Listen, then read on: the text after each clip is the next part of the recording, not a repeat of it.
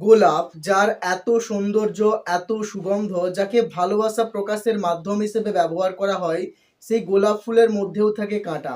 আবার পূর্ণিমার রাতের আকাশে যে চাঁদকে দেখি গোলাকার, যার আলো এত মিষ্টি এবং সৌন্দর্যে ভরা, সেই চাঁদের গায়েও থাকে কিন্তু অসংখ্য ক্ষত আর কালো দাগ। যে সূর্যকে আমরা প্রতিনিয়ত দেখি সকালবেলা, যার রক্তিম আভা মনের মধ্যে নিয়ে আসে এক প্রশান্তি, সেই সূর্যও কিন্তু ভেতরে প্রচণ্ড জ্বলছে।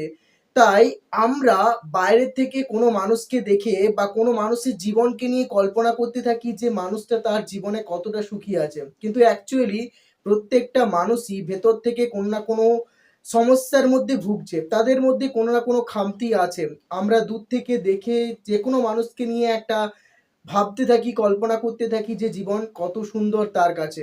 আর আমরা তার সাথে আমাদের জীবনকে তুলনা করার চেষ্টা করি। আমরা ভাবতে থাকি যে আমরাই বোধহয় কষ্টে আছি, আমাদের ভেতরে কিছু খামতি আছে।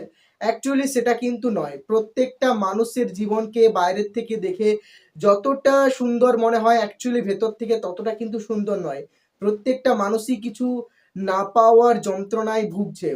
এই পৃথিবীতে কোনো মানুষই পুরোপুরিভাবে পারফেক্ট হয় না। আর প্রত্যেকটা মানুষ তাদের চাহিদাগুলোকে সম্পূর্ণভাবে পূরণ করতে পারে না। প্রত্যেকের ভেতরে কিছু না কিছু খামতি তো অবশ্যই থাকে, আর যেটাকে পূরণ করার জন্যই সেই মানুষটা জীবনে ছুটতে থাকে।